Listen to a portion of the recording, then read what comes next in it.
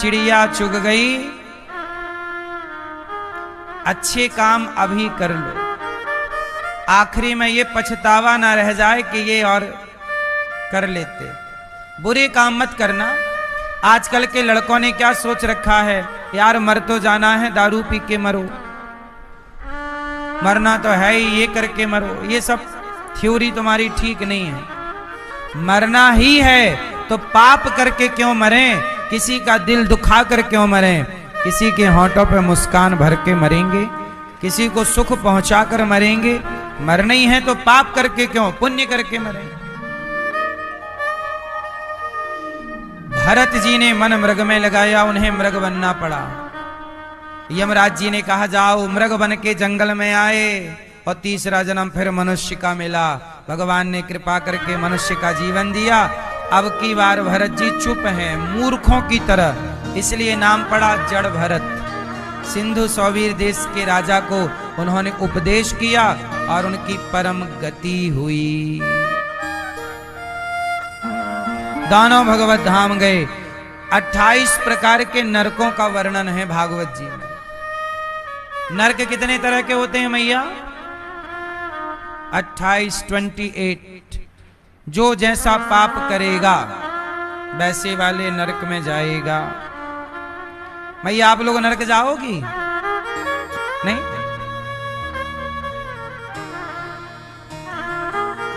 नरक वर्क अपन क्या करेंगे चल के? नरक कौन जाएगा? जिन हरि कथा सुने नहीं काना, जिनके कानों ने कभी भगवान की कथा ना सुनी हो, जिनके कान सदा निंदा चुगली में रहते हो, वो नरक जाएंगे। जिन हाथों ने कभी रोटी ना दी हो किसी को, अन्नदान ना किया हो, पुण्य ना किया हो इन हाथों से, वो नरक जाएंगे। जिनकी वाणी ने प्रभु का नाम ना जपा हो, नाम ना गाया हो, वो नरक जाएंगे। जिनका मस्तक भगवान के चरणों में ना झुका हो, वो नरक जाएंगे। जिनके पांव सदा चल चल करके शराब की ओर, पराई औरत की ओर जा रहे हों, वो नरक जाएंगे। जिनका हाथ सदा दान पुण्य में, कथा कीर्तन में, तालियों की सेवा में, जिनके कान कथा में, वाणी भगवान नाम में, जिनका चरण, जिनके चरण भगवत दर्शन की ओर चलते हैं, वो कभी भी नरकगामी नहीं हो सकते। इसलिए 28 तरह के नरक हैं। जो स्त्री अपने पति को धोखा देकर पर पुरुष के साथ संबंध बनाती है, वो नारी रौरव नरक में जाती है। और वहां एक लोहे का पुरुष होता है, तपता हुआ लाल, उससे चिपकाया जाता है नारी को। जो पुरुष अपनी पत्नी को धोखा देकर पराई स्त्री के चक्कर में पड़ता है, वह महारौरव नरक में जाता है। वहां स्त्री लोहे की होती है, उससे चिपकाया जाता है तपती हुई नारी से, और आपको खूब कष्ट मिलता है ना? इस संसार में भी 2 जगह से लोग आते हैं। भैया आप कहां से आई हो आपको पता है? आप मनुष्य होने से पहले आप स्वर्ग में थी कि नरक में थी? नहीं पता? कुछ लोग नरक से आते हैं। भाई नरक की यातना पूरी हो गई, जेल है ना, वो सजा पूरी हो गई, तो अब फिर यहीं आना है। तो कुछ लोग नरक से आते हुए दिखते हैं, कुछ लोग स्वर्ग से। स्वर्ग से भी पतन होता है और नरक से भी पतन होता है। भाई नरक की भी एक सीमा है, इतना भोगना है बस, उतना काल हो गया, टाइम पीरियड हो गया, चलो वापस आओ धरती में, फिर पाप पुण्य करो। अब पाप करोगे फिर नरक जाओगे, पुण्य करोगे तो बच जाओ। और स्वर्ग से भी जब पुण्य समाप्त होते हैं तो भी मनुष्य योनि मिल जाती है, जाओ और पुण्य करके आओ। एटीएम से पैसा तब तक निकलेगा ना जब तक होगा, अब है नहीं तो काहे काहे डालोगे? अब पैसा खाते में है नहीं और एटीएम मशीन में एटीएम डालो तो स्लिप बाहर निकलेगी, बोलेगी अपने दिमाग का इलाज कराएं। डाल रहे नहीं हो, बस एटीएम डाल रहे हो। तो जब पुण्य करोगे तब ना स्वर्ग का सुख। और पुण्य खत्म, अच्छा स्वर्ग में रह के कोई पुण्य नहीं कर सकता, वहां तो यहां का पुण्य का, नरक में रह के कोई पाप नहीं कर सकता। नरक में तो वही पाप का फल में, ये फल मिलना है नरक में, या तो स्वर्ग नरक दोनों के जीव यहीं गिरते हैं मनुष्य योनि में, धरती पर।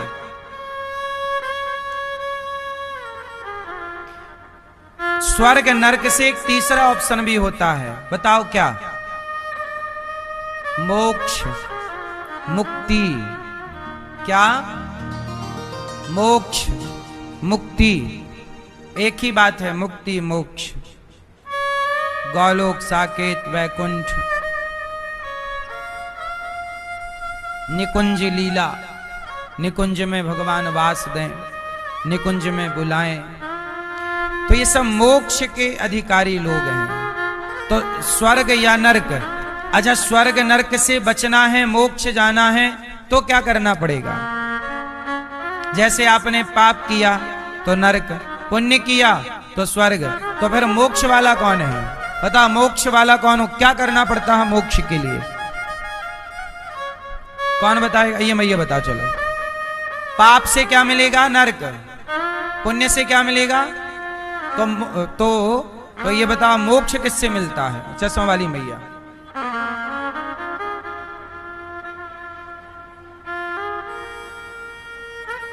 अच्छे कर्म से स्वर्ग मिलेगा, अप्सरा बन जाओगी वहां।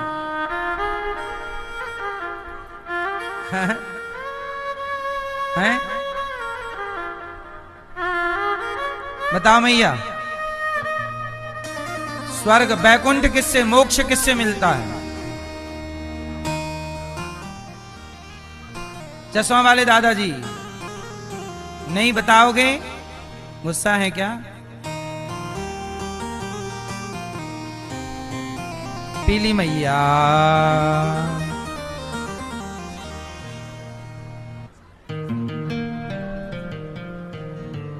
कितनी बार हमने, आप लोग सुनते नहीं अच्छे से। हम तो यही बताते बताते बुढ़े हो रहे हैं।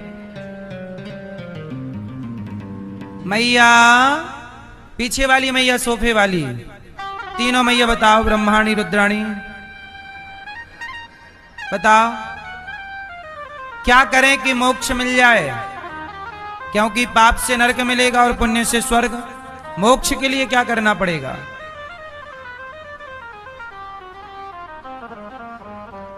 भक्ति। हाँ, भक्ति करने वालों को भी स्वर्ग मिलता है।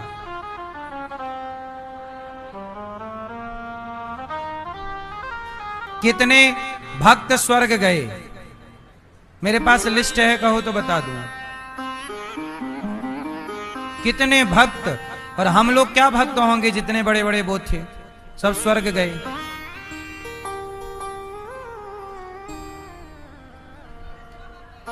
दशरथ जी भी प्राण मृत्यु के बाद स्वर्ग ही तो गए थे। फिर बाद में जब रावण मरा तब दशरथ जी वापस आए थे, राम से मिले, तब उनकी गति हुई, मोक्ष हुआ था।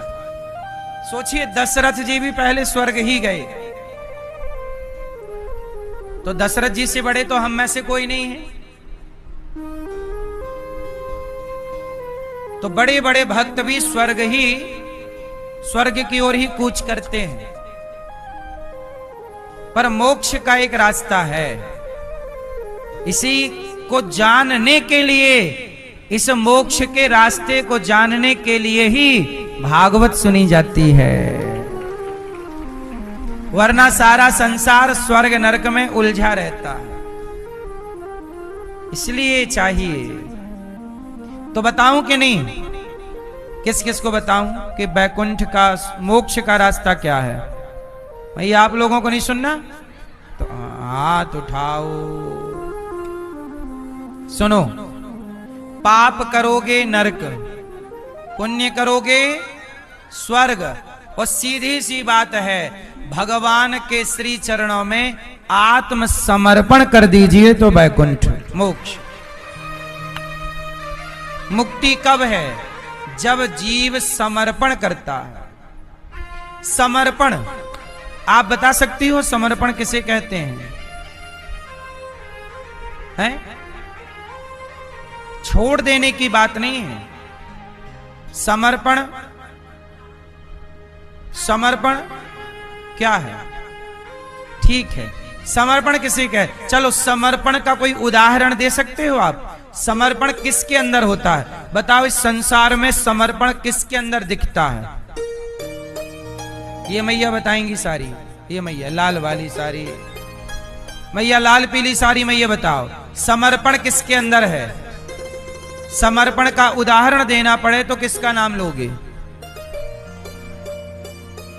किसका मैया है? समर्पण कौन करता है? नहीं, मैया सिर ही हिला रही हैं बड़ी देर, बता कुछ नहीं रही हैं। हाँ, सब तरह जो मैं बता कुछ नहीं, सिर पे हिलाए जा रही हैं।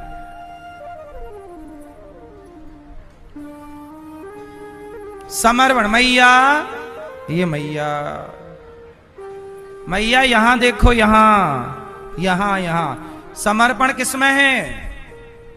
नहीं बताओगी? सास ने मना किया कुछ बताना मत। सुनो, समर्पण सबसे ज्यादा इस संसार में यदि किसी के अंदर है तो वो है पत्नी। कौन है वो? जितना समर्पण पत्नी में है, इतना समर्पण यदि भक्त में हो जाए तो वह मोक्ष का अधिकारी बन जाएगा। अब पत्नी में समर्पण कैसा है वो आप ही नहीं जानती हो, आओ हम आपको बताते हैं। पत्नी में समर्पण कितना है? शादी के पहले वो पिता के गोत्र से जानी जाती है, और शादी के बाद उसने पिता का गोत्र छोड़ दिया और पति के गोत्र और पति के नाम से जानी गई। समर्पण क्या है? जैसे गंगा का समर्पण समुद्र में, समुद्र से मिलकर समुद्र हो गई, तो गंगा सागर से मिलकर गंगा सागर हो गई। बोलो हाँ। यमुना जी का समर्पण गंगा में है, तो गंगा में मिलकर यमुना भी गंगा हो गई।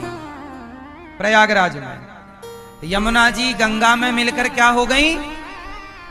बोलो हाँ। गंगा जी जाके सागर में मिली तो गंगा सागर। बोलो हाँ। तो समर्पण ऐसा है कि पत्नी का देखो कि पति से विवाह होने के बाद अपना नाम छोड़कर, अपना गोत्र छोड़कर, अपनी जाति छोड़कर, अपने नाम गोत्र को छोड़कर पति में समर्पण कर दिया। अब पति का सुख ही आपका सुख है और पति का दुख ही आपका दुख है। पति नमक रोटी दे तो आप नमक रोटी, हलवा पूड़ी दे तो हलवा पूड़ी, पति झोपड़ी में रखे तो आप झोपड़ी में, पति महलों में रखे तो आप महलों में।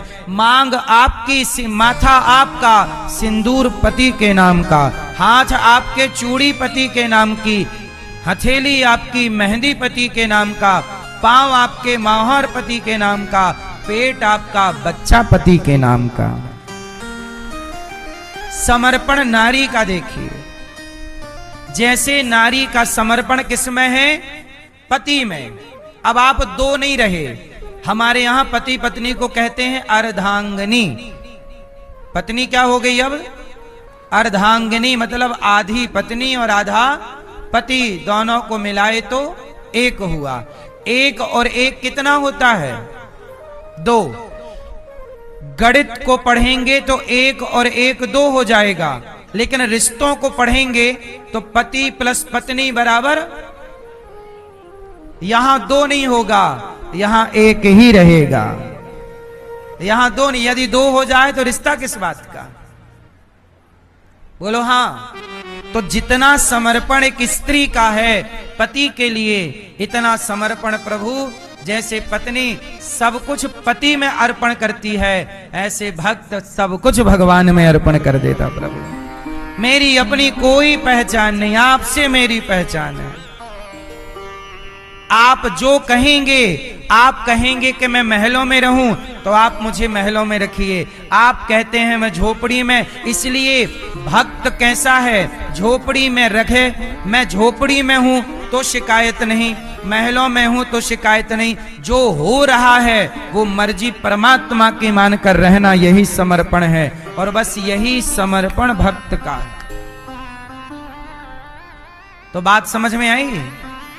तो ये है भक्त का लक्षण और ये है समर्पण। सही है? समझ में आ गई? क्लियर हो गया? तो आप भी भगवान के श्री चरणों में ऐसे ही समर्पण किया करो। तो पाप करोगे तो नरक जाओगे, पुण्य करोगे तो स्वर्ग जाओगे, और समर्पण कर दोगे तो वैकुंठ जाओगे, मोक्ष पाओगे, मुक्ति पाओगे। तो ये 3 रास्ते हैं, है ना मैया? तो मोक्ष पाने वाला क्या करेगा? कैसा? जैसे पत्नी करती है। अब तुम जैसे रखे राम जी रहना चाहिए। मैं नहीं कहता कि मुझे इंजीनियर बनना है, मैं नहीं कहता कि मुझे डॉक्टर बनना है। हे प्रभु, मैं आप में हूं समर्पित, अब जो आपको बनाना है वो मुझे बना दीजिए। जैसे आप डिसाइड करती हो मैं अपने बेटे को डॉक्टर बनाऊंगी, इंजीनियर बनाऊंगी, एडवोकेट बनाऊंगी, ये बनाऊंगी, हाँ आप भगवान बोले अच्छा तुम बना लो, चलो मैं बैठा हूं ऐसे। तुम ही तो बना रही हो ना, सब बनाओ बनाओ। इसलिए मेरी माँ ने मुझे भगवान के चरणों में समर्पित कर दिया। मेरी माँ ने बचपन में कह दिया भगवान से कि प्रभु ये बच्चे आपके हैं, आप संभालिए, आप जानिए। और जब भगवान में समर्पण किया तो हमने भी बचपन से भगवान को अपने माँ बाप के रूप में ही देखा है कि यही हमारे माता पिता हैं, और वही अटैचमेंट आज भी है। भगवान में भगवान नहीं दिखते, भगवान में भी माता पिता का दर्शन होता है कि ये भगवान नहीं है, ये हमारे माता पिता हैं। इस रूप में प्रभु हमारे माँ बाप बने हैं। तो हमें, इसलिए हमने डिसाइड नहीं किया कि हमें क्या करना है, इसलिए तो भगवान ने ये दास अनिरुद्ध को गौरी गोपाल की इतनी बड़ी जिम्मेदारी दी कि तुम सेवा करो माताओं की। तो भगवान ने हमें जैसे बनाना चाहा हम उनके बने, तो उन्होंने बना लिया। अर्जुन ने कहा प्रभु महाभारत में आप हमारे सारथी बनिएगा। तो भगवान बोले ठीक है मैं तुम्हारा सारथी बनूंगा, पर ये बताओ कि रथ किस तरफ लेकर चलूं। तो अर्जुन ने कहा प्रभु मुझे थोड़ी दिशाओं का ज्ञान है, मुझे थोड़ी रास्ते का ज्ञान है, आप सर्वज्ञ हैं, इसलिए जहां आप ले चलना चाहें, जिससे युद्ध आज का कराना चाहें आप ले चलिए, मैं पीछे हूं, जहां आप ले चलेंगे वहां मैं चलूंगा। अपने को कर लिया पीछे, प्रभु को कर दिया।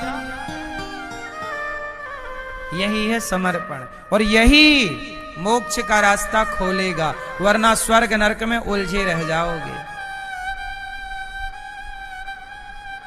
स्वर्ग वाला भी लौट के यहीं आएगा। वो आपने सुना नहीं, एक बार भगवान कृष्ण भोजन कर रहे थे तो रुक्मणी जी परोस रही थी कि तभी भगवान के थाली से लड्डू का एक हिस्सा गिर गया। तो वहां से एक चींटा निकला। चींटा काला नहीं होता, चींटा पकड़ ले तो उसका सिर कट जाए पर छोड़ता नहीं है। काला चींटा, चींटी का पति, चींटी का हस्बैंड चींटा। एक दिन क्या हुआ, भगवान भोजन कर रहे थे, एक चींटा वहां से जा रहा था, तो भगवान भोजन कर रहे थे तो भगवान की जूठी प्रसादी लड्डू का प्रसाद गिर गया। चींटे का भी भाग्य खुला, चींटा मुंह पे दबा के वो लड्डू भागा जा रहा। तो उस चींटे को देखकर भगवान मुस्कुरा पड़े। तो रुक्मणी जी ने कहा प्रभु आप क्यों मुस्कुरा रहे हैं, क्या बात है, आप क्यों मुस्कुराए, यूं ही तो आप मुस्कुराएंगे नहीं। तब भगवान श्री कृष्ण बोले कि रुक्मणी जी उस चींटे को देखो, लड्डू लेके भागा जा रहा है। तो रुक्मणी जी बोली चींटा है, आपका प्रसाद लेके जा रहा, इसमें इतना हंसने की क्या बात है। भगवान बोले ये चींटा 20 बार इंद्र बन चुका है। ये स्वर्ग का राजा बन चुका है 20 बार, और अब चीटा बना धरती में घूम रहा। तो सोचिए, स्वर्ग के जो आज इंद्र हैं, वह इंद्र भी 84 लाख योनियों में आएंगे लौट कर यहीं। चीटा बनेंगे, चीटी बनेंगे, कुत्ता बनेंगे, गधा बनेंगे। ये 84 का चक्कर सबको पार करना है, चाहे कोई क्यों ना हो। इंद्र हो चुका है, लेकिन शरणागति नहीं हुई। क्या नहीं हुई? समर्पण नहीं हुआ। इसलिए अभी भी चक्कर काट ही रहे हैं 84 के चक्कर में। पुनरपि जननम पुनरपि मरणम पुनरपि जननी जठरे शयनम। तो इस चक्कर से बचने के लिए क्या करें? इस 84 के चक्कर से बचने के लिए इसलिए तो भगवान का चक्कर लगाया जाता है, परिक्रमा। भगवान श्री मन्नारायण की कितनी परिक्रमा होती है? 4। सूर्य भगवान की 7, शंकर जी की आधी, माता जी की 1 और शंकर जी की आधी, और गणेश जी की 3। तो ऐसी परिक्रमा होती है। तो भगवान कहते हैं जो मेरा चक्कर लगाएगा, 4 चक्कर परिक्रमा मतलब 4 चक्कर लगाएगा, वो इस चक्कर से 84 के चक्कर से बच जाएगा। इसलिए तो भगवान की परिक्रमा लगाई जाती है। इसलिए क्या लगाई जाती है? भगवान की परिक्रमा। इसलिए गिरिराज जी का एक चक्कर लगाने वाला 84 के चक्कर में, इसलिए ब्रजमंडल की 84 कोस की परिक्रमा, जो 84 कोस की परिक्रमा का एक चक्कर लगाएगा, वो 84 लाख योनियों के चक्कर से मुक्त हो जाएगा। इसलिए अभी कार्तिक के माह में 84 कोस की परिक्रमा होगी। आप जिनको चलना है मेरे साथ चल सकते हैं। कार्तिक माह में 27 अक्टूबर से 2 नवंबर तक आप भी लगा लो एक चक्कर, तो ये चक्कर से बच जाओगे। और आजकल देखो, आजकल के लोग समझते नहीं हैं। तो कोई लड़की के चक्कर में है, कोई लड़के के चक्कर में। इन्हीं का चक्कर लगाओगे तो तुम्हारा पतन हो जाएगा। इसलिए किसके चक्कर लगाओ? भगवान के चक्कर लगाओ। तो बात समझ में आई? तो मोक्ष का रास्ता क्या है? समर्पण। क्या रास्ता है? वो समर्पण किसे कहते हैं? कि जैसे भगवान रखें वैसे प्रसन्न रहो, कि ये मेरे प्रभु की मर्जी है। जो मर्जी मान के खुश है वही समर्पित भक्त है। वो ये मान लेता है प्रभु सब कुछ आपका खेल है। एक दिन हमने सुनाया था इसको विस्तार से, सब खेल तुम्हारा ही है। बोलो हाँ।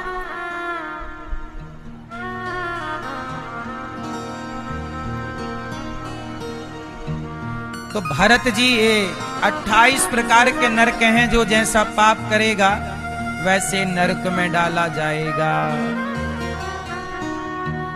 एक परीक्षित जी ने कहा, गुरुदेव मैंने पाप किए हैं, तो क्या मैं भी नरक जाऊंगा?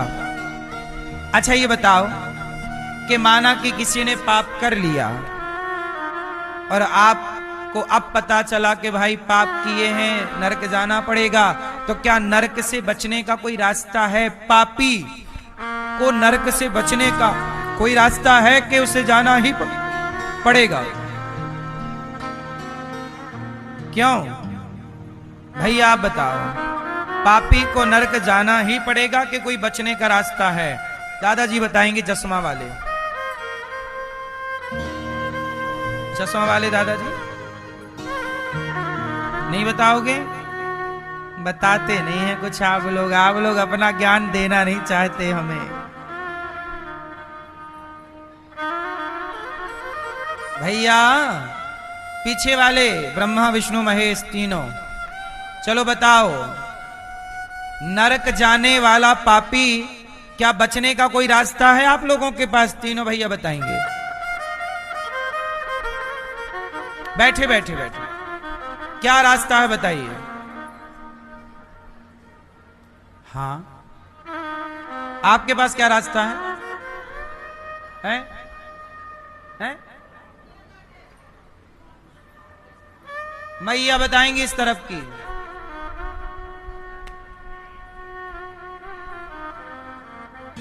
इस तरफ की मैया भैया बताएंगे क्या करें। माना कि कोई पापी है, उसे बचना है नरक जाने से, अब क्या करे कि बच जाए? क्या करें? हाँ, परीक्षित जी ने कहा कि बताइए कोई पापी नरक जाने से बचना चाहे तो क्या करे। तब सुखदेव जी ने कथा सुनाई। सुखदेव जी ने कहा कि कान्य कुब्जे दुजह कश्चित दासी पति रजामिलहा। एक अजामिल नाम के पंडित जी थे, वो बहुत बड़े पापी थे। अपनी पत्नी को छोड़कर पराई एक वैश्या के साथ रहते थे। 10 बच्चे पैदा किए और गलत काम करना, चोरी करना, डाका डालना, गलत गलत रास्ते पर चलना, सब पाप था। बड़े पापी थे, वीवीआईपी पापी अजामिल। एक दिन क्या हुआ, वो 88 साल के जब भय अजामिल महाराज 88 ईयर हुए तो क्या हुआ, यमदूत आए। चलो तुम्हारा टाइम हो गया। यमदूत आए और ले जाने लगे तो अजामिल यमदूतों को देखकर डर गया। और अजामिल के छोटे बेटे का नाम नारायण था। क्या नाम था? तो अजामिल ने मरने से पहले अपने बेटे को आवाज लगाई, बेटा नारायण दूरे क्रीडन का सक्तम। अजामिल का बेटा दूर खेल रहा था, छोटा बेटा था। दूरे क्रीडन का सक्तम पुत्रम नारायणावयम, बेटा नारायण। और जब जैसे ही नारायण बुलाया तो बेटे नारायण ने नहीं सुना, भगवान श्रीमन नारायण ने सुना। पार्षदों से कहा जाओ हमारा भक्त पुकार रहा है, यमदूत परेशान कर रहे हैं, जाओ। भगवान के पार्षदों ने कहा प्रभु वो पापी है, उसने आपका नाम नहीं लिया, अपने पुत्र को पुकारा। भगवान बोले भले पुत्र को पुकारा, पर उसके पुत्र का नाम नारायण तो अभी से है, मेरा नाम नारायण तो सदा से है, अनादि है। पार्षदों को भेजा, पार्षद आए, यमदूतों से कहा खबरदार अजामिल को छोड़ दो। यमदूत बोले आप कौन, आपका परिचय? पार्षद बोले हम भगवान के यहां से आए हैं, बैकुंठ से। यमदूत बोले नहीं ये पापी है, हमारे महाराज ने कहा है इसे लेकर आना। पार्षद गण बोले अभी मारेंगे तुम्हें। यमदूत बोले हमें मारोगे? पार्षदों ने कहा देखो पंगा ना लो, हम भगवान के पार्षद हैं और तुम यमराज के दूत हो, तुम्हारी क्या ताकत, भागो यहां से। यमदूत बोले भैया परिचय तो दो। बोले भगवान के यहां से। बोले ये पापी भगवान के यहां जाएगा? बोला हाँ। पार्षद यमदूत बोले कि ये पापी है, इसका खाता भाई ये चेक करो, ये चेक करो, इसने सारी, हम तो हिसाब करके आए हैं, ये नरक जाएगा, इसके लिए नरक में तैयारी पूरी है। कढ़ाइयों में डालेंगे इसे, बड़े बड़े खौलते हुए तेल में इसे उबालेंगे। इसने मांस खाया है ना, उबाल उबाल के इसको भी उबाला जाएगा। इसने अपनी पत्नी को धोखा देके पराई नारी का संग किया, लोहे की तपती नारी से चिपकाएंगे इसको और इसे कोड़ों से मारेंगे, भयंकर गर्मी देंगे, नीचे आग जलेगी, ऊपर इसको रखेंगे। पार्षदों ने कहा नहीं, अब इसके मुंह से प्रभु का नाम निकल गया, इसलिए ये पाप से मुक्त हो गया। तो यमदूतों ने कहा कि क्या भगवान के नाम लेने से पाप मुक्त हो जाएगा? बोले देखो ये हो ही रहा है। तो कितना भी बड़ा पापी हो, नरकगामी हो, यदि वो भगवान के नाम का आश्रय ले ले तो वह भव से पार हो जाता है। इसलिए कलयुग केवल नाम आधारा, सुमरि सुमरि नर उतरहि पारा। यदि नरक से बचना है तो माला लो और प्रेम से श्रीमन नारायण श्रीमन नारायण श्रीमन नारायण। जितना समय मिल जाए काम करते हुए, झाड़ू लगाते हुए, भोजन बनाते हुए, गाड़ी चलाते हुए, ऑफिस दुकान का काम करते हुए भीतर चलता रहे श्रीमन नारायण श्रीमन नारायण। नारद जी क्या जपते रहते हैं? नारद जी क्या जपते हैं? अजामिल जैसे पापी का उद्धार इसी नारायण नाम से हुआ। नारद जी दिन भर जाप करते हैं, नारद जी भी दिन भर श्रीमन नारायण का जाप करते हैं। आप भी दिन भर भगवान का नाम जपो। इसी अपना कल्याण चाहते हो तो जपो, और नरक की यातनाओं में जाना है तो फिर मत जपो।